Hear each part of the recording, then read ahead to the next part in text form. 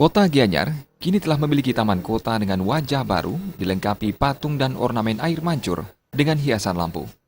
Tokoh masyarakat Nyoman Arjawa mengapresiasi taman kota dibuat dengan konsep penampilan yang berbeda dari sebelumnya.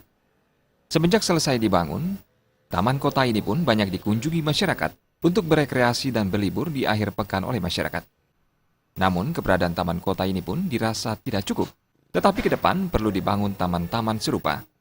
Arjawa mengusulkan agar pemerintah Gianyar bisa membangun taman-taman di masing-masing kecamatan, sehingga harapannya masyarakat untuk liburan tidak terkonsentrasi di satu taman kota Gianyar, tetapi bisa menyebar ke taman lainnya.